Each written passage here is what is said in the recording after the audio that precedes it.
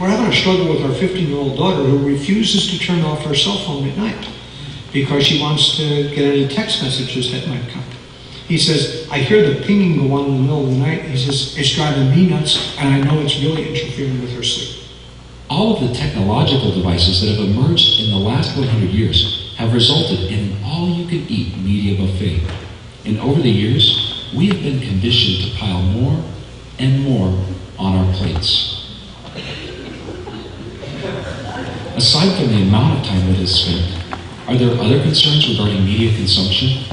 I took a trip to the Seattle Children's Research Hospital to meet up with Dr. Dimitri Christakis, who is one of the nation's leading research doctors studying the effects of media on young children.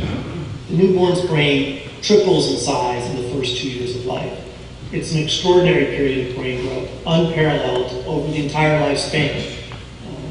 And it does that in direct response to external stimulation. So, if you will, the minds of children are fine-tuned to the world in which they inhabit. And the concern that I have had in my lab for some time is that if we expose children during that critical developmental period to what I call a hyper-stimulated environment, too much television that happens in surreal pacing, which a lot of television does, will condition babies' minds to expect high levels of input. They will come to view themselves as living in a world that is so fast-paced, it quickly changes scenes, and then by comparison, reality will seem boring. It doesn't happen fast enough. It will shorten their attention spans. And what we've found in studies that we've done is just that. The more television children watch before the age of 3, the more likely they are to have shorter attention spans when they begin school.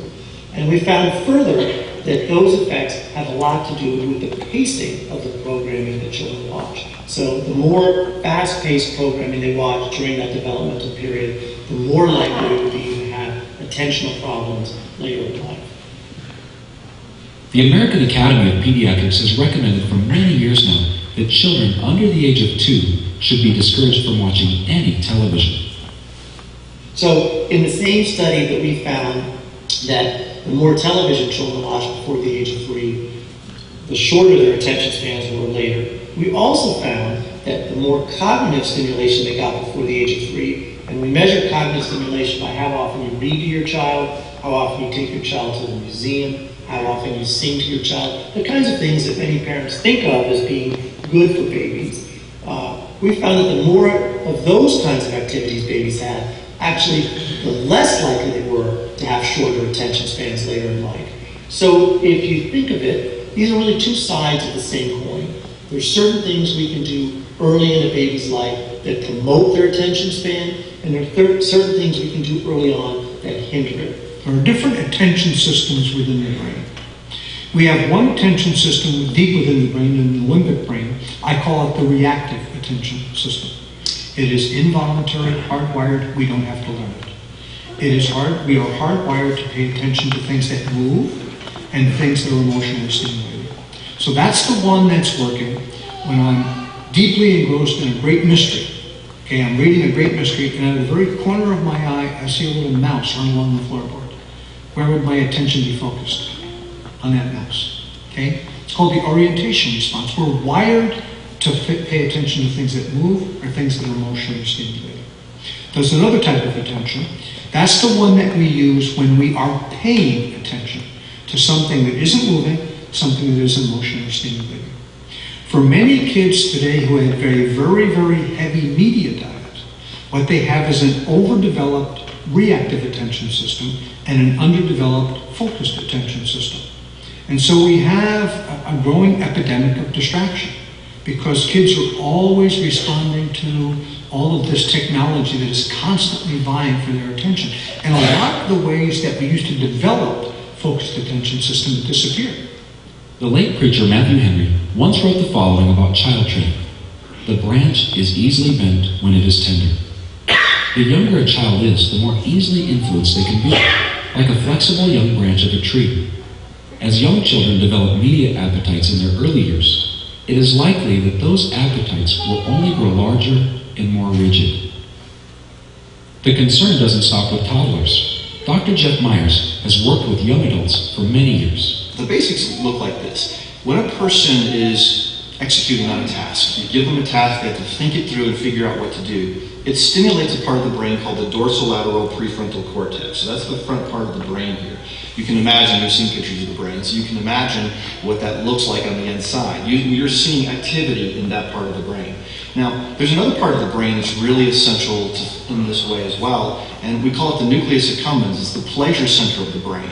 If you were to see the brain from the front, right here, the dorsolateral prefrontal cortex, the executive center of the brain is right here. The nucleus accumbens is down here. What happens when somebody's really working on something they find absolutely compelling and interesting, it floods this whole part of the brain with activity in a way that actually stimulates the pleasure center of the brain. So when you work at something you really find interesting, it brings pleasure to you. The studies in the media are really disconcerting in this way, because we're finding that video games, for example, are really overwhelming kind of media, HD TV and things like that are so amazing and incredible, 3D. It stimulates the nucleus accumbens, the pleasure center of the brain, by draining blood away from the executive center of the brain. So it gives people the sense of accomplishment without ever having actually done anything. It has the same effect on the brain as somebody, except for the actual brain damage part of it, as somebody who smokes crack. It gives them the sense that they've done something really great, when in fact they've done nothing at all. That's the effect that so much of the media has on kids today. And people ask me, well, why are so many young men passive? I can tell you the answer. It's very simple. We've arranged the culture to trick their brains into thinking that they've done something when in fact they haven't.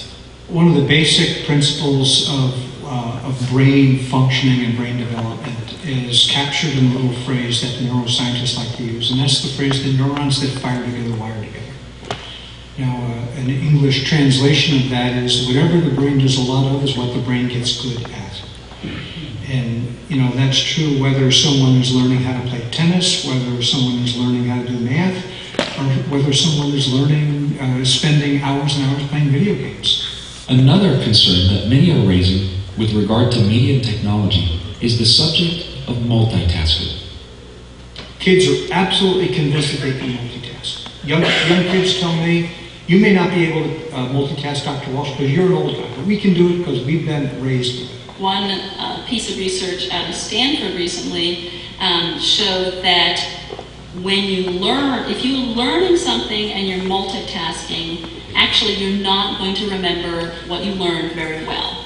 You're using parts of your brain related to more automatic activity if you're multitasking while studying or doing your homework, and you're not using the parts of your brain related to deep memory. So the research has been done, and it's very clear, even though young people think they can multitask, they can't, because our brains are not built for it.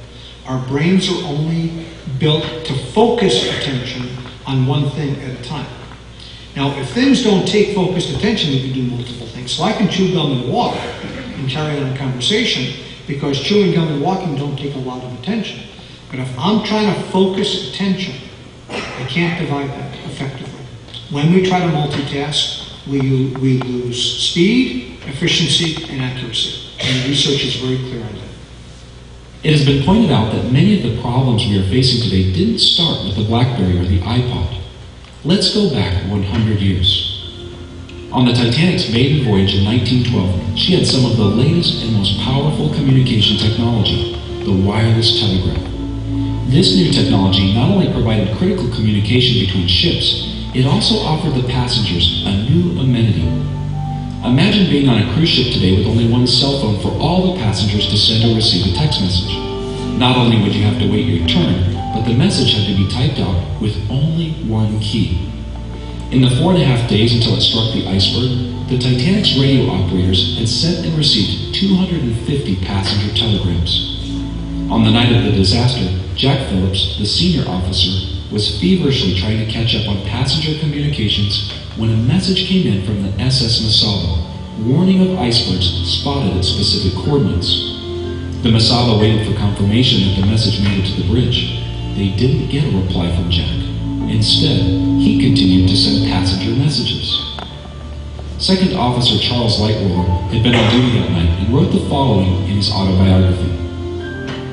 The one vital report that came through but which never reached the bridge was from the Masaba. Phillips was not to know the extreme urgency of the warning, or that we were at the time actually entering the area given by the Masaba. Phillips explained when I said that I did not recollect any Masaba report. I just put the message under a paperweight at my elbow until I squared up what I was doing before sending it to the bridge. That delay proved fatal. It is a sober illustration of the potential distractions that come along with the benefits of technology.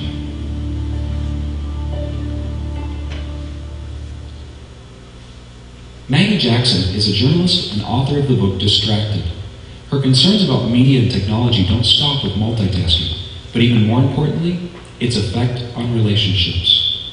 I would say that with respect to technology today, I'm most concerned that we are actually shifting for the worse the definition of what it means to be a human.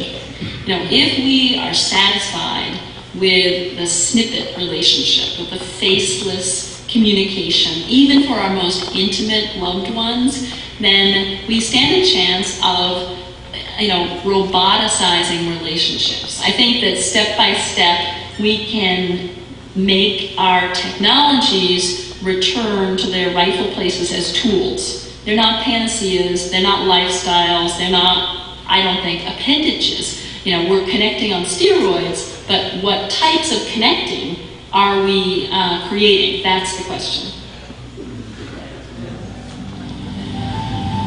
Social networking have a drawing power. Number one, because everybody's doing it. Number two, because you feel like you're connected. We all want to feel like we're important and like we're wanted and we have friends.